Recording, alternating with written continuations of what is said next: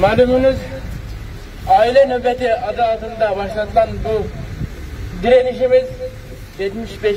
gününde devam ediyor. Doğu Türkistan'da 1949'dan bu yana Çin işgaliyetiyle birlikte başlayan bu zulüm çeşitli varyantlarla, çeşitli versiyonlarla günümüze kadar ilerlemektedir. Daha 4 sene öncesinde, 5 sene öncesinde Doğu Türkistanlılar kendi ailesiyle çok az sayıda da olsa görüşebilirken şu anda biz 5 senedir ailemizden uzakta yaşamaktayız. Ben 20 senedir Doğu Türkistan dışında yaşayan bir kardeşimizim. 20 senedir kendi memleketini görememiş bir insanım. Şahsım adına konuşacaksam. Ben 20 senedir Doğu Türkistan'a hasret kalmış bir arkadaşımım. Ve 20 senedir kendi akrabalarımla, Doğu Türkistan'daki akrabalarımla 20 kere görüşemedim ben. 20 sene içerisinde. Senede bir defa denk düşmedi. Çünkü ben ailemle görüştüğüm zaman oradaki ailem zarar gördü. Ben onun örneklerini yaşadım. Amcama 3 sene hapse attılar telefon görüştüğüm için.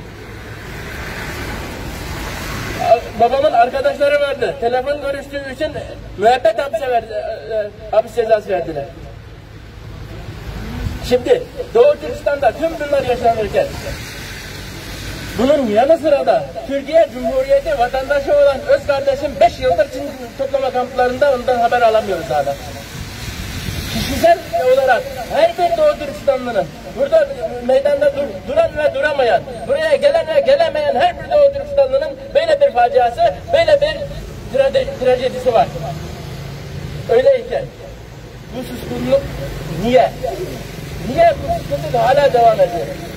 Ses çıkartanlar da var ama 2 senedir çıkan sesin Doğu Türkistan'daki etkisini henüz göremedik. 2-3 sene oldu. Avrupa ülkelerinden, işte Amerika'dan, başka devletlerden sesler çıkıyor. Ama Çin tüm bu baskılara rağmen Doğu Türkistan'daki soykırımını durdurmuş değil. Aksine hızlandırmış vaziyettedir.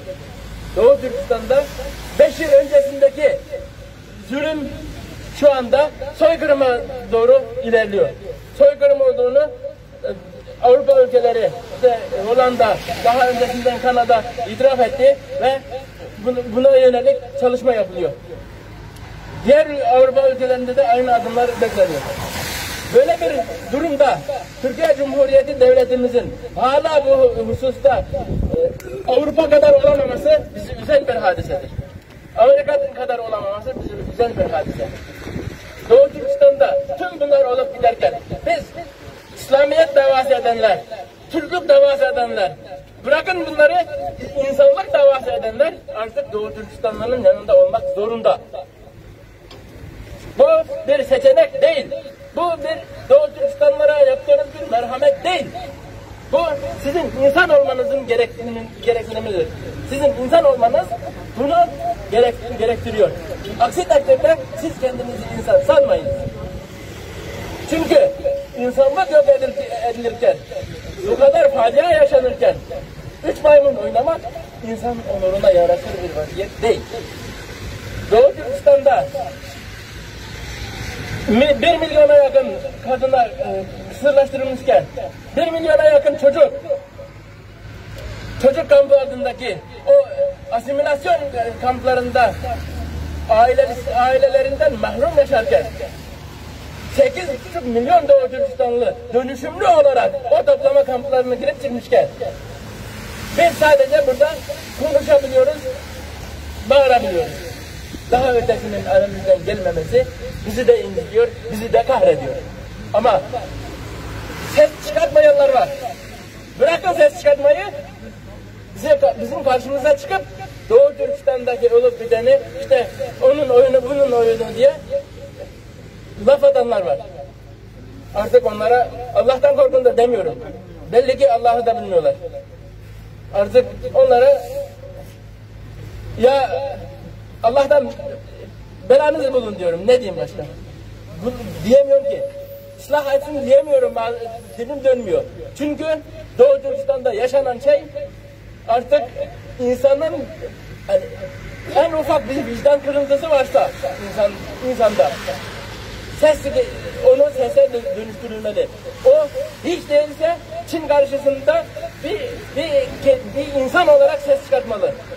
Aksi takdirde biz kendimizin insanlığımızı, kendimizin Müslümanlığımızı, Türklüğümüzü tekrar sorgulamak zorundayız.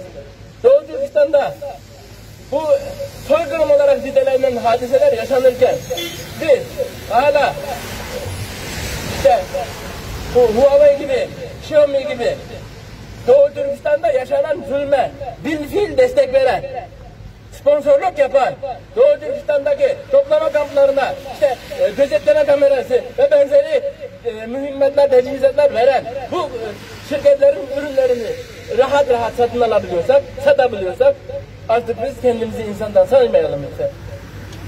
Biz Doğu Türkistanlı olarak demiyoruz ki Çinlilere gidip savaşalım. Keşke savaşabilsek diyemiyoruz. Ama en azından Doğu Türkistan'daki yaşananlara karşı birkaç şey yapabilirsiniz.